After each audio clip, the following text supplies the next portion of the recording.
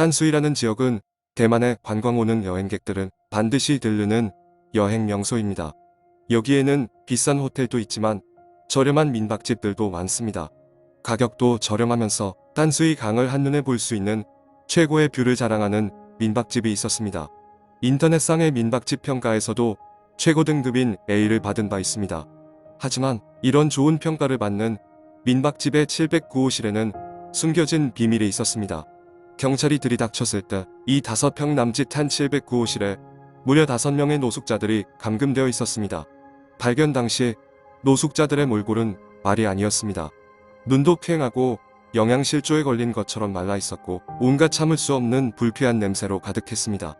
이 민박집은 이들을 왜 여기에 가둬놓았을까요? 아창이라고 불리던 노숙자가 있었습니다. 어느 날 아창은 뜬금없이 이 민박집의 관리자가 됩니다. 예쁜 여자와 결혼도 합니다. 그의 인생이 180도 바뀌게 된 것이죠.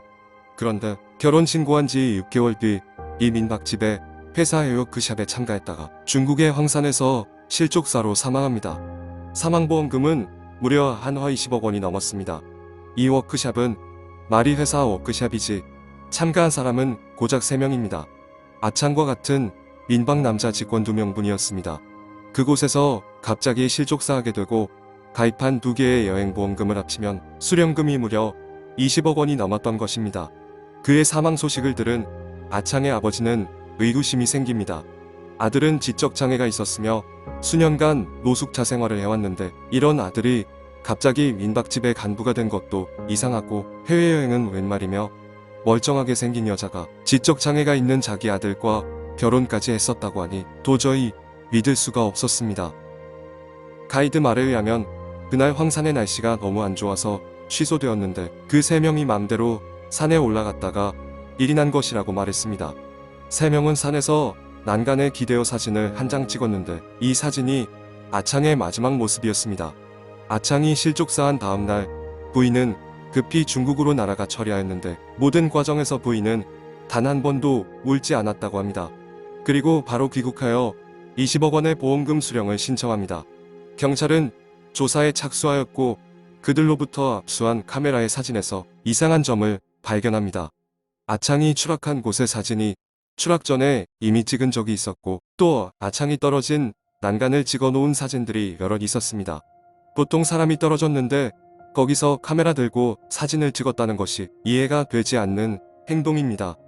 하지만 살해당했다는 의심은 있지만 증거가 부족했고 사망한 곳이 중국이어서 조사에도 쉽지 않았으며 아창도 이미 화장해버려서 DNA 분석도 불가능한 상태였습니다.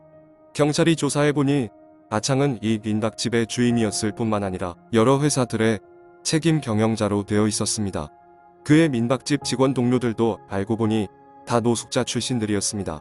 이 노숙자들은 각기 10여 곳의 회사의 책임자 또는 직원으로 등록되어 있었습니다.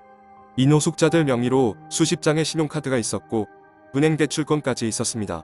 이 사기 집단은 절박한 상황에 몰려있는 노숙자들에게 접근하여 일할 기회를 준다는 등 숙식 제공을 한다는 빌미로 민박집에 가둬놓았던 것입니다. 그리고 그들의 명의를 도용하여 회사를 차리고 신용카드를 신청하고 대출을 내고 부동산 매매를 합니다. 신용파산으로 더 이상 이용 가치가 없어지면 급기야 살해하고 사망보험금까지 챙긴 것입니다. 아주 악독한 집단이 아닐 수 없습니다. 경찰의 추측에 의하면 이 금융사기 집단이 챙긴 이득이 한화로 40억 원이 넘는다고 합니다. 경찰이 이 민박집을 수색했을 당시 다른 방들은 다 열어볼 수 있었는데 7층에 복도 끝에 있던 방 하나가 잠겨 있었다고 합니다. 직원에게 이 방은 뭐냐고 물었더니 창고라고 답했으며 열쇠도 없어졌다고 불러댔습니다. 경찰이 강제로 문을 열자 믿을 수 없는 광경이 눈앞에 펼쳐집니다. 일단 참을 수 없는 찌린내 등의 악취가 났으며 몰골이 말이 아닌 5명의 성인 남녀가 그곳에 갇혀있던 것이었습니다. 몸도 빼짝 말라 있었고 씻지 않아 너무 더러운 상태였습니다. 이불, 베개 등도 모두 곰팡이 투성이었고 방 안의 등도 켜지지 않았습니다.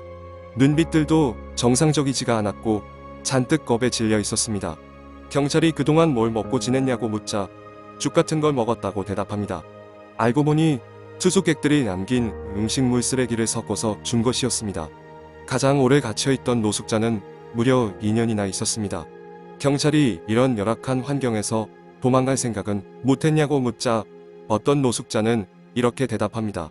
비록 자유롭지는 못하지만 이곳에서는 최소한 먹고 잘 수는 있지 않느냐고 말입니다. 어떤 노숙자는 병에 걸렸었는데 민박집에서 공원에 내다버려 길에서 죽은 사실도 발견됩니다.